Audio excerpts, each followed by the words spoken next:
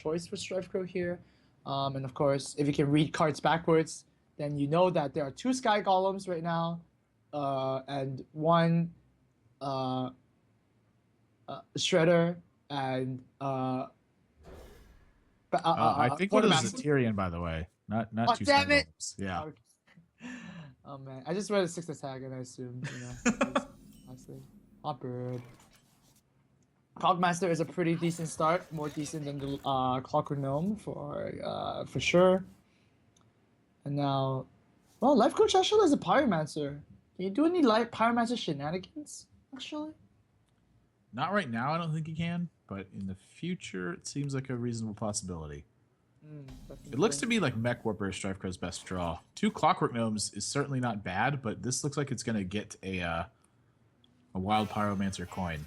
Oh man, Wild Pyromancer coin. That's not a bad move at all.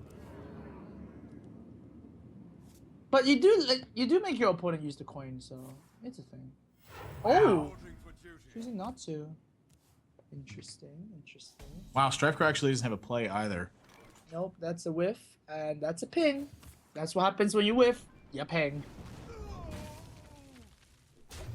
20 life Wow, left. just like, oh gosh, it's so much damage. It is Oh, pretty. Muster for battle gets drawn. However, Mustard does not actually kill off the Cogmaster here. Not even kill off his buff. So yeah. Double Mechanical Yeti and Strike stack, actually that's pretty interesting, right? I like Mechanical Yeti a lot. It's just a strong body. Yeah, but then now you're paying 6/4 drops. And the curve is like really, really weird. Like usually decks mech mages right now do only play like 1 or 4 drop just to make it the 5/4 drops. Like that's kind of like the magical thing where you just don't draw dead, I guess. Just like imagine if the one of the mechanical was like a harvest golem, right? But I guess Strike feels like that the 5 health is actually really, really important. So it's an interesting sub. Just punching him. I think what he's really trying to do is take advantage of the fact when he has stuff like turn 2 Mech Warper that lives, and then he can play like a turn 3 Mechanical Yeti or Pilot Shredder. I think Sure, it's really he's especially looking for like those bread and butter turns. right, especially in the Paladin matchup, right? Oh wow, just coin a Yeah. consequence. I was just about to touch on this. Is like all of his plays at this point seem like they're so just not good anymore. So Okay. 2 cogs getting picked up. And these could be a little Attack bit. and Ooh. freeze, not the worst pickups ever. Yep. Shredder, In my experience, Shredder is just better than Yeti. why is that? Just well, it doesn't give your opponent a cog is the first one, but the second one is it's actually a little bit more difficult to kill. Uh-huh. Well, I mean, if LifeCoach had a sort of just a truce over, right? It could have killed the first part of this body, and the Yeti wouldn't have died. So there's still a little bit of difference, that's for sure. But the cog definitely is one of the better reasons, if anything. Life Coach going really deep into the tank here. Mm-hmm. I don't know if I like Piloted Shredder more than I like Aldor Peacekeeper, honestly. Sure, I guess. But if you is he thinking about the Aldor here? But because there are definitely more minions that he can Aldor later. With the This is tough. Pyromancer down here.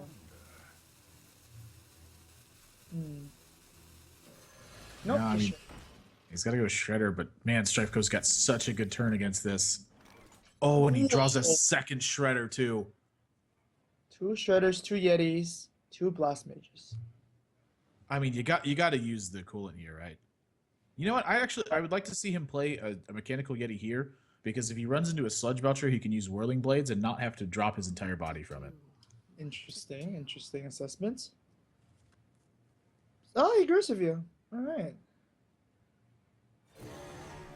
And the whirling plays here. The emergency cooler here does seem pretty good here. So 4 more damage to LifeCoach's dome. And Second Eldar Peacekeeper. But he's not doing like a perfect job at just fighting back against everything. He's gonna take 5, 6 more damage this turn. yeah, and of course, once you're below the 15 damage or even the 12 damage threshold, you start to panic a little bit, right? Yeah, and Strifecro's not slowing down at all. I mean, his hand is gas. He's gonna keep going. Yeah. The Pyromancer is forced to come down here for some semblance of a temple. Thinking about it, yep. Pyromancer has to come down here. And second Frostbolt gets picked up. wow. Well, here multiple plays are opened. I mean, how dangerous is a Pyromancer here? Well, in the event of something like equality, it's not, you know, it's not too. It's it's really not that bad, honestly. Like I think Strifecro's just, you know, does he? The bigger threat here is Pyromancer a threat, or is 2 damage that valuable right now? That's really the distinction he needs to make. It's much less, I think, about the Pyromancer itself and much more about how much the 2 damage is worth. What 2 damage? Where are you finding 2 damage? Well, if he puts a Yeti into and the hero power into the Wild Pyromancer, that's 2 damage because he has to play the Shredder this turn. So yeah, he's gonna use his 2 damage on this Wild Pyromancer instead. Well, I mean, Fireball does also end the game, so I think that's perfectly fine. Edging ever so much the closer to LifeCoach's lay on Handstone, so I guess his strategy is just to survive until then. Man, all these Shredders are making me very uneasy. There's gonna be a lot of 2-drops that are popping out. Like something random's gonna happen. Something random is bound to happen. What if the Shredder hits the Shredder, and then, for example, 2 Mana Raves come out? Or 2 Narubars come out, you know? Those are the ones that are just weird. 2 Sheeps, you know? 1 Doomsayer or 1 Ghoul, you know? Those all 2-drops mess the game up so much, let me tell you. The most confusing ones are 2-drops. Let me think. Suddenly you have Light Wells and your opponent needs to Fireball Light Well. Oh gosh. That was a brutal one. You know, now I know why LifeCoach takes so long. He's actually going through all the permutations of the Shredder. Yep. Heard it first. And he decides that, yep, permutation is fine with Mistress of Pain and the Fairy Dragon. These are weird decks. Why did he get a Mistress of Pain in his Mage deck? And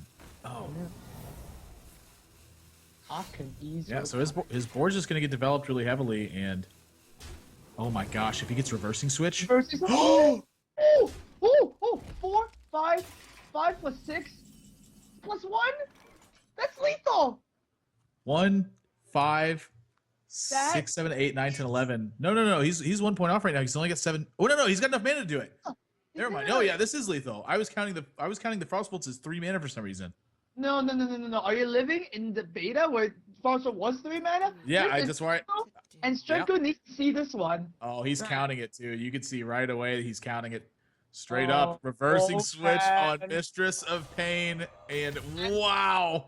Oh, he was back to full health as well. That is perfect victory. What a way to end the game! Look at LifeCoach's face. It looks like a pancake. Oh my gosh! Strifecro gonna take a 3-1 lead here.